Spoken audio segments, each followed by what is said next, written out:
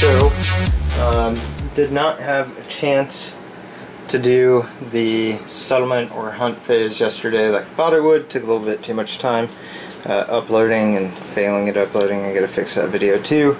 But anyway, one of the guys that plays with me usually, and one of the named survivors, Bill, that was saw in the other video, the actual Bill is here today to play.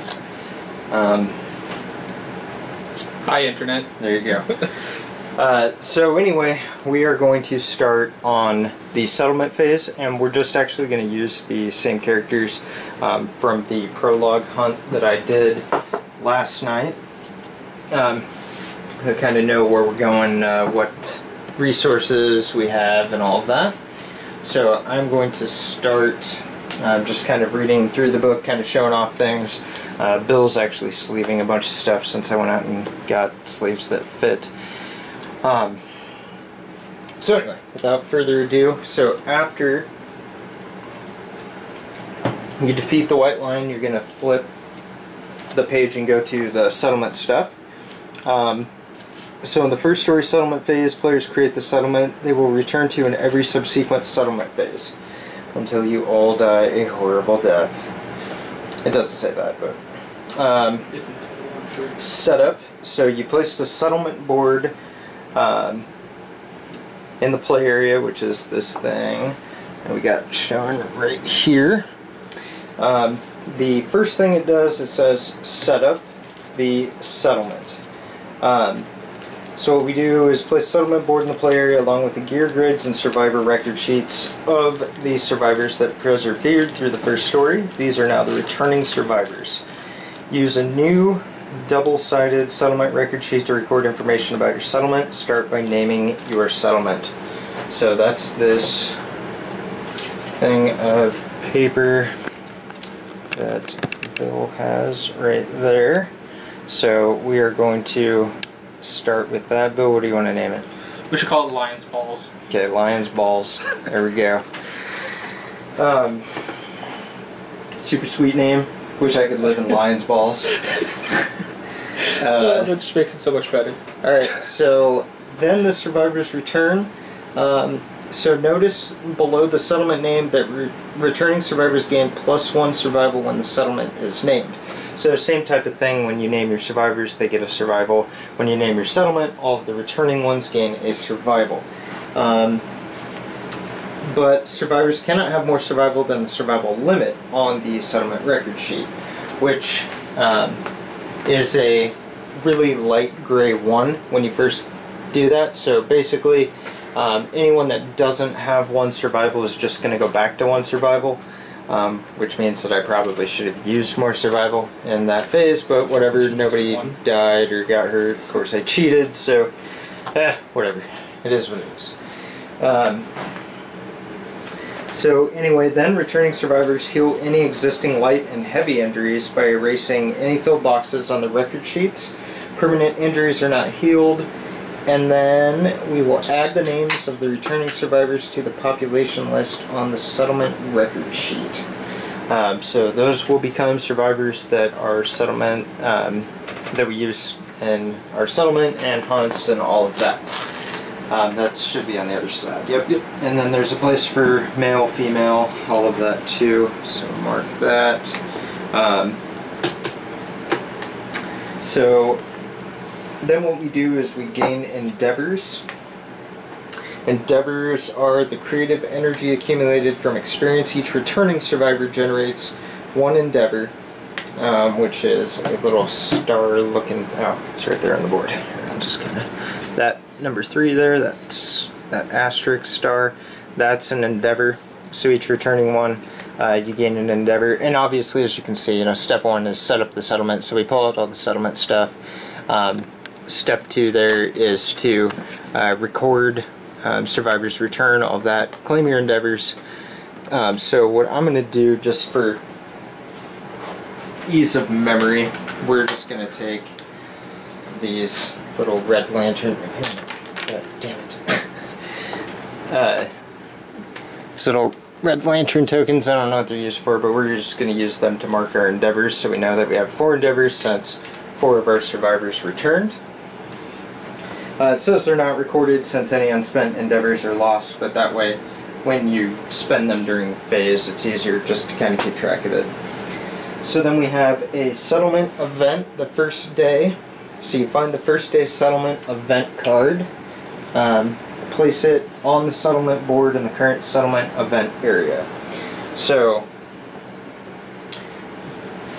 typically we are going to set it right here, but of course to make it a little bit easier, I'm going to take that and bring it over and read it. So what we have with the first day is first day settlement event helps you set up your settlement. It's the first event of any new campaign, so this happens every time on the first day. I'm sure unless some of the expansions will change that. So basically they wander, they find serene comfort, pile of lanterns, blah blah blah. I'm not reading this all word for word, we're just kind of doing this, but then we roll 1d10 to determine your starting population and record the result on the back of the settlement record sheet. Choose and record genders for unnamed survivors. You may name an unnamed survivor and create their survivor record sheet at any time during the settlement phase. So, Bill, you want to go ahead and just roll? 5. So we get 4 through 6, 8 unnamed survivors plus the returning survivors. So we then return to the settlement section of the first story and proceed to update the death count, which we didn't have anyone die, so there is no death count. First day's settlement card will not be used again during this campaign. Do not include it in the settlement event deck.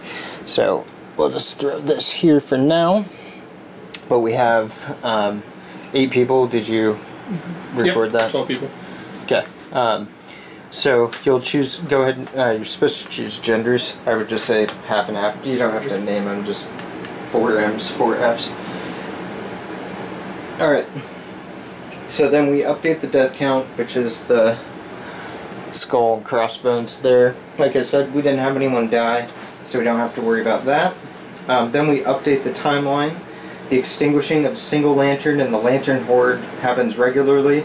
This is how the survivors track time and is called a lantern year. Update the lantern year on the settlement record now by checking off the first lantern year on the timeline.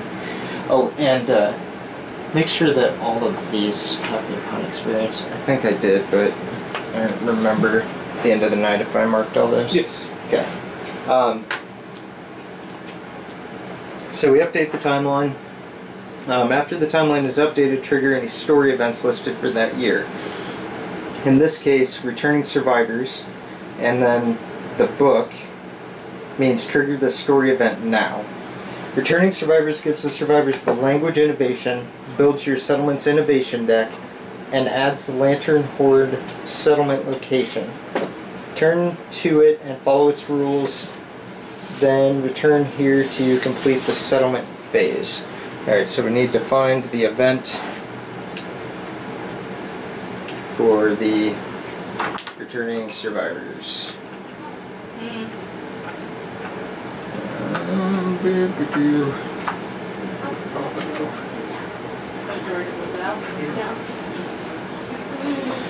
Alright, so first words.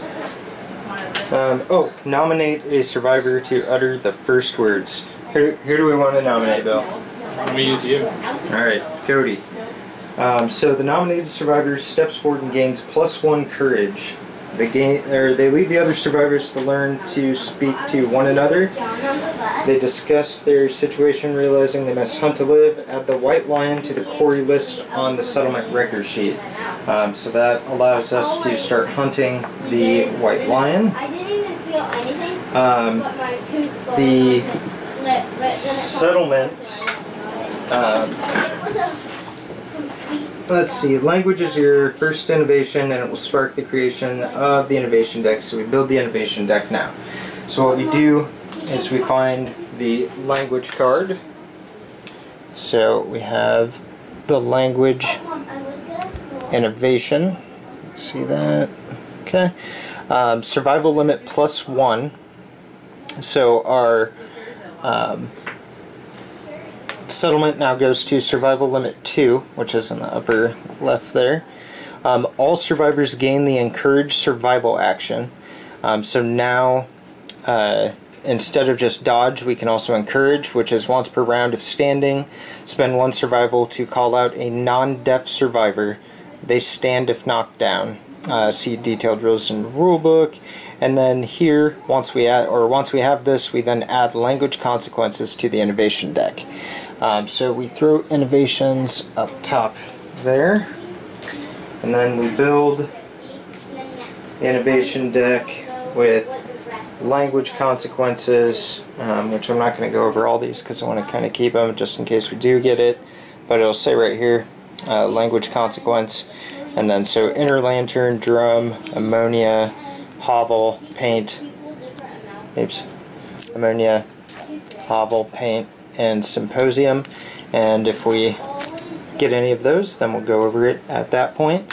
So we will build that. Bill, if you want to go ahead and shuffle that, I can shuffle it all. So we go ahead and shuffle these 6 cards together to form it, place it face down, designated space on the board. Innovation deck is persistent.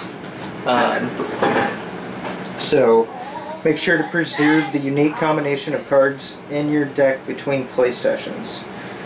So then finish with their work, settlement gathers around its glowing center. So armed with language, the nominated survivor aptly names the glowing center of their home the Lantern Horde. So we gain the Lantern Horde settlement location, which goes underneath the board here. And we will go ahead and focus up on this. So, Lantern Horde. And then it will give us some actions that I will go over here in a second. Damn it, if I can stop messing with my camera. There we go. Okay, so find the Lantern Horde, place face up in the play area, source of all innovations and further locations the settlement will develop. Nominated survivor sits in front of the Lantern Horde and on gains +1 understanding. Cody gains +1 understanding as well. But they must skip the next hunt phase as they ponder the meaning of existence. So then we check off the skip hunt box on the survivor's record sheet. They cannot be selected as a departing survivor this phase. So wherever that is, which I don't actually know, skip hunt. I'll find it. Skip next up.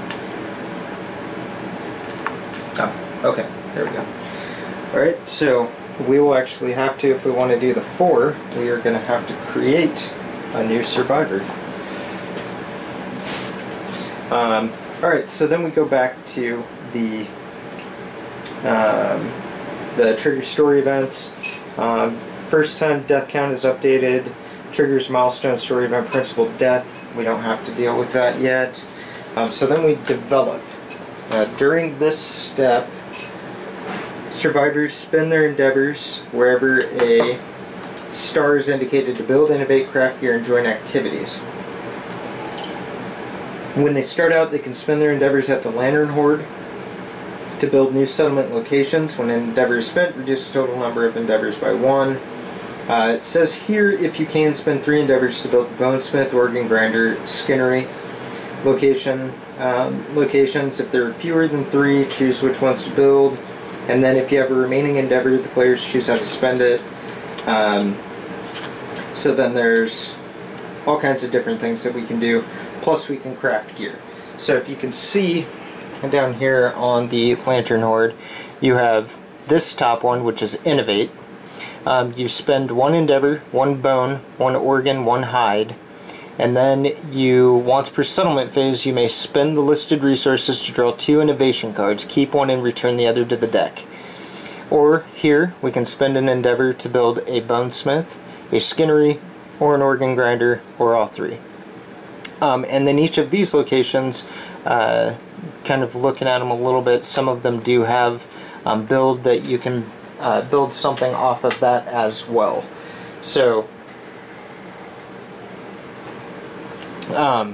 Do you just want to follow that, Bill, and just build the ones that they tell us to, or? Sure. I don't see why we shouldn't. Okay.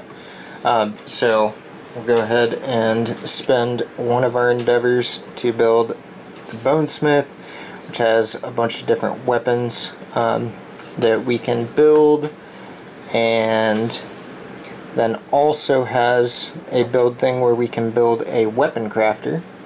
But that looks like it costs 3 bone and 1 hide to build that. Skinnery, that is rawhide stuff, which I know if you've been a backer, you've seen the rawhide gear set. Rawhide whip, drums, and then you can build a leather worker, 3 hide and 1 organ to build that. And then the last one that we have is the organ grinder. All kinds of cool stuff like fecal salve, monster grease. Now there is a special thing that this has, which is augury. Roll a d10, you spend an endeavor, survivor endeavors to glean the meaning of existence, roll on a table, add +1 to your roll result. If understanding is 3 or higher, you can lose a resource, gain an understanding, gain a survival or intimacy at an 8 or better, and then again a build stone circle settlement location. I kind of feel like it said something about doing augury, but I don't know if I really, I mean, we're already at max survival. Intimacy, I think you have to, I don't know, maybe you don't need to consume. I know you did with the love juice item or whatever. I mean, personally, I just think take a random innovate for a 4th one, and it's going to cost us a bone, an organ, and a hide, but We've got that stuff to spare. yeah, where are, oh, they're over there. We're supposed to kind of throw that out so we know what we have for that. So I'd say if we have basic resources, we spend those first, so like not spend the lion testes on the, you know, generic organ. Right. We actually have a generic organ, don't we? Yeah, monster organ. We have a generic hide, so it's really just the, oh, and we have a generic bone. Crap tons of bone. Yeah, we have a generic bone though too, the monster bone. So yeah, let's just spend that. Draw 2 of that, and then We need one to show them. yeah, that's fine. Here are the resources. Resource deck. That's what I was looking for. Okay, so we have Symposium, and then we have Paint. Okay, so Symposium gives a survival limit +1, and then when a survivor innovates, draw an additional 2 innovation cards to choose from.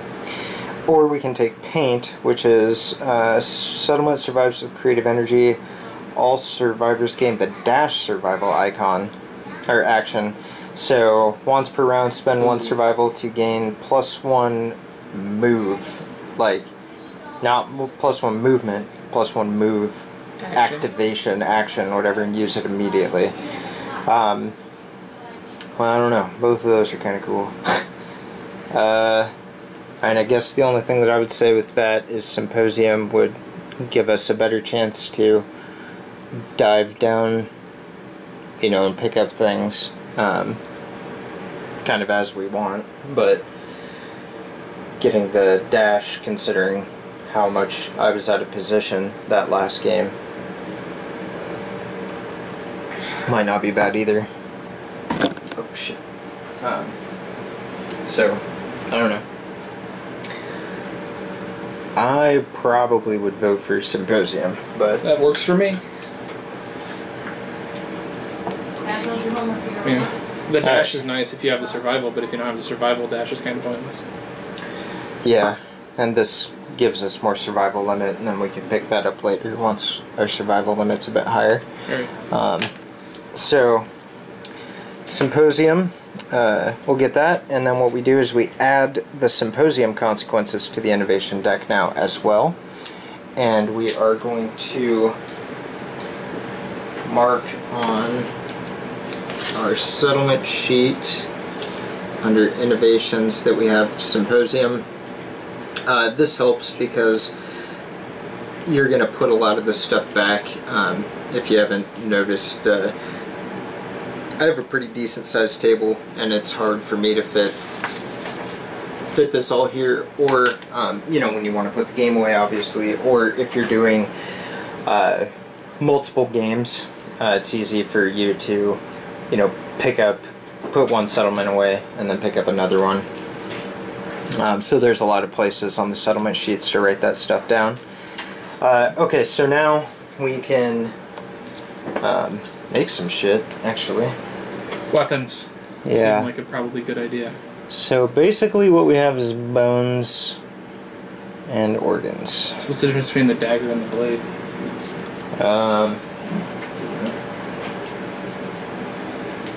Bone dagger is 3 speed, 7 accuracy, 1 strength. On a perfect hit, you gain a survival, and that's if you roll a lantern 10. That's for the dagger. The blade is 2 speed, 6 or better to hit, 2 strength. It's frail though, so when you attempt to wound a super dense hit location, this weapon breaks. Archive this card at the end of the attack. So those are our 1 bone cost. Right. 1 bone, yeah. Bone axe, we can use an organ and a bone. Oh, and bone darts. So bone axe is 2 speed, 6 to hit, 3 strength, but it has that frail thing. Again, bone darts is 1 speed, 7 or better to hit, 3 strength, range 6, and they're frail, so that's a ranged weapon. And then we can't do, so like here, I can kind of bring this here. So see, like, we can't build the bone pickaxe or the bone sickle because we need ammonia. So these are locked to us until we have the ammonia innovation. So we can do that. Oh, there's a skull helm. Oh, is there? Yeah, that costs 2 bone though. Ooh, or 1 skull. Yeah, which we don't have a skull. Yeah. Skull helm is 3 head armor. When you suffer a severe head injury, the skull helm is destroyed. But I mean, you gotta chew through 3 armor first. Right. I think bone darts might be a good one for sure.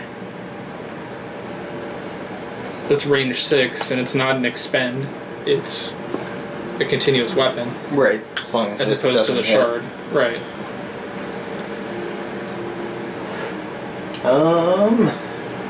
And probably the dagger.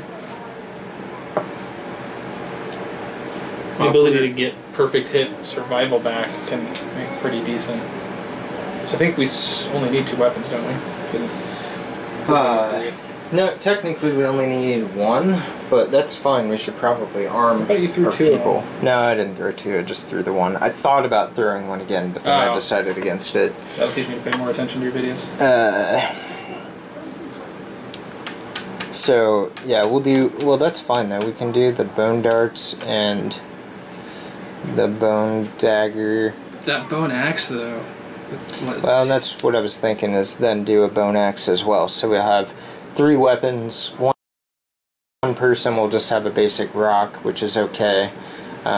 We've still got the waist armor. We don't really have armor, but we need hide to do armor. And we don't have any hide, yeah, so. really.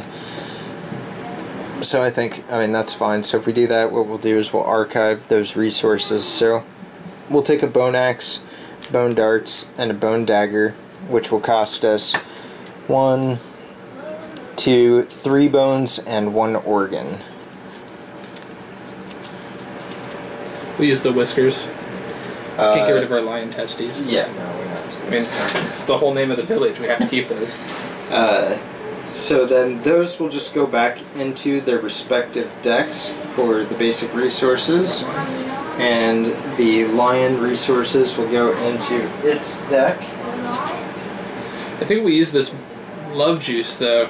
It gives us the event intimacy. Yeah, but we have to have consumables. We haven't unlocked consumables. No, we have consumables, but the only consumable that we have is lion testes. No, this is a consumable. Yeah, but I think you use that Right. And then, grant but then each survivor has to then be able to consume something. Yeah. Or I think, or see, I don't. Well, I think that's it. Like if your jaw gets ripped off, you can't really consume. Oh, maybe you can just use that then. Yeah. As long as you can consume that, is what it's saying. Okay, well, That's I was how thinking. I interpreted it. Yeah, I was thinking that it was saying that you had to, like each person had to share It just says has to be able to consume. lion ball steak or something, you know, like, oh, I love you so much. I mean, you know, fuck it, let's use it, right? Yeah. Okay, so we'll have. Can we use it, or are we using it out of turn? Because it said during a specific event. During the settlement phase. Yeah, That's this what we're in. Yeah, this is settlement phase. So Okay, intimacy. let's make some.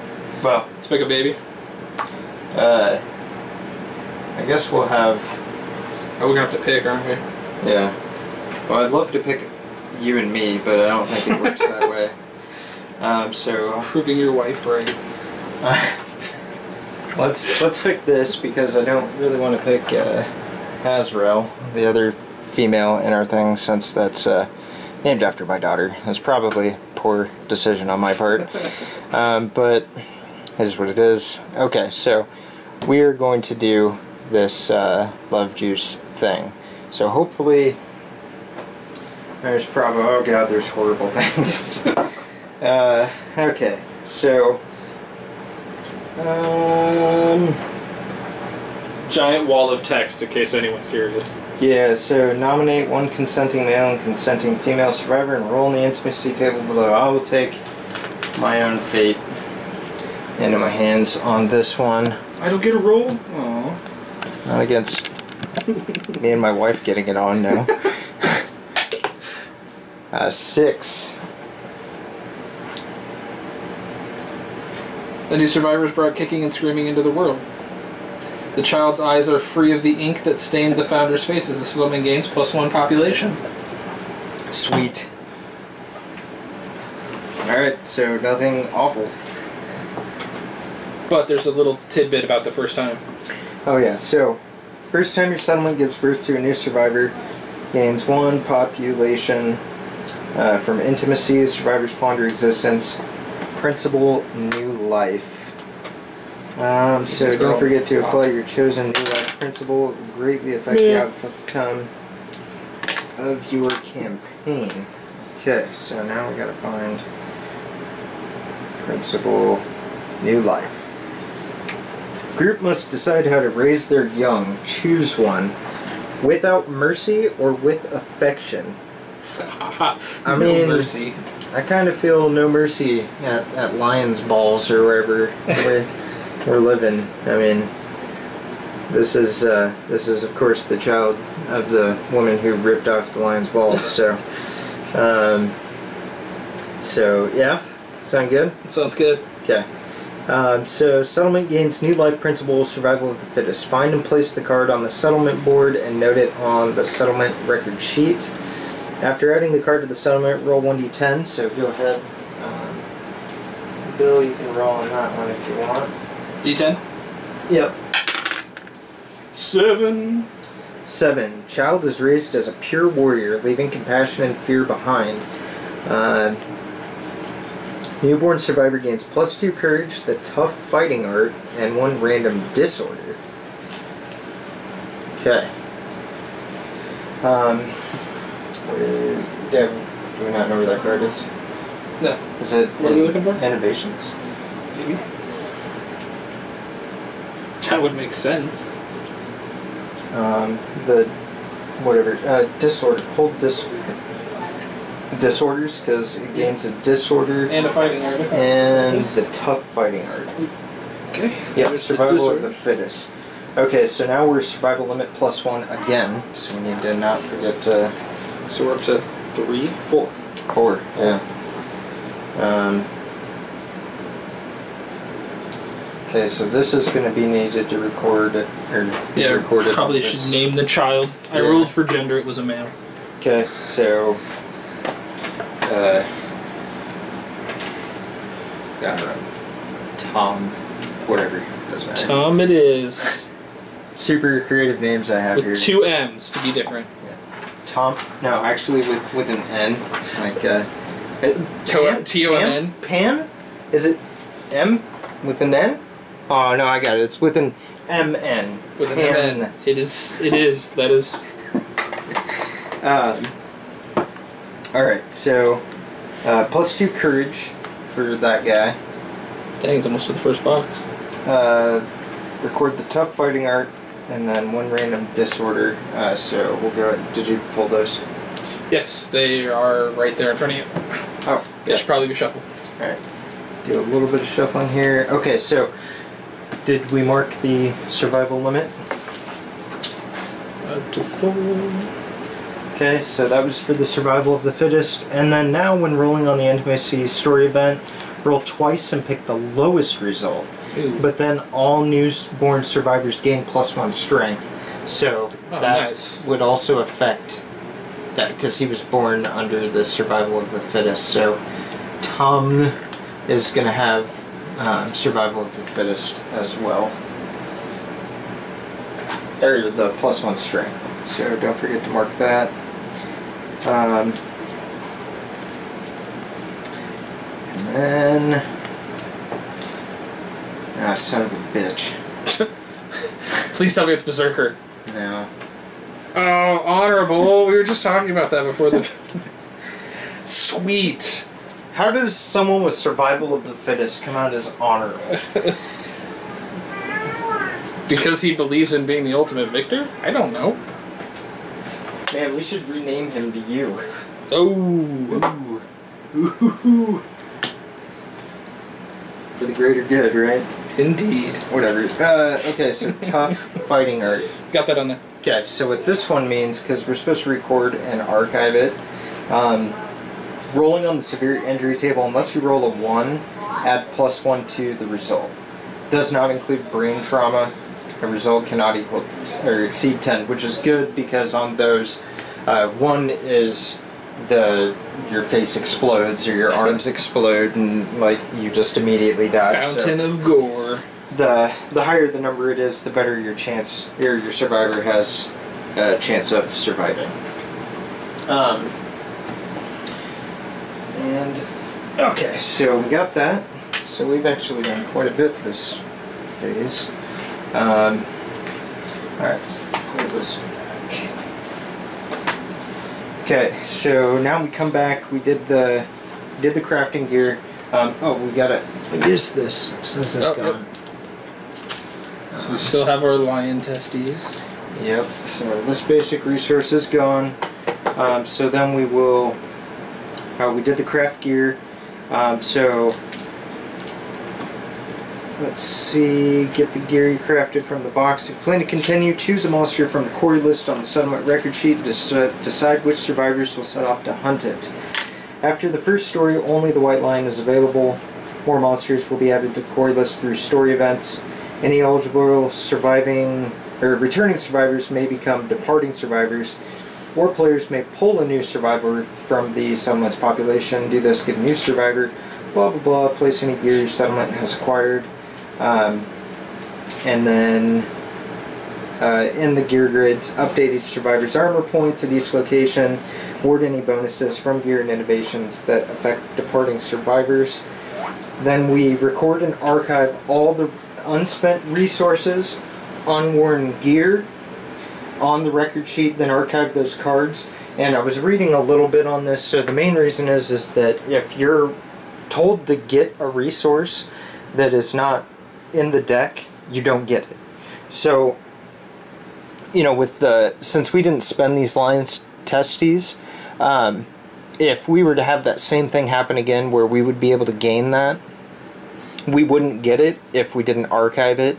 So we write it down, we still have it, but we put it back in the deck. But I believe there's only one of those in the resource thing, so even if you did, you could only gain 1 during each white lion fight.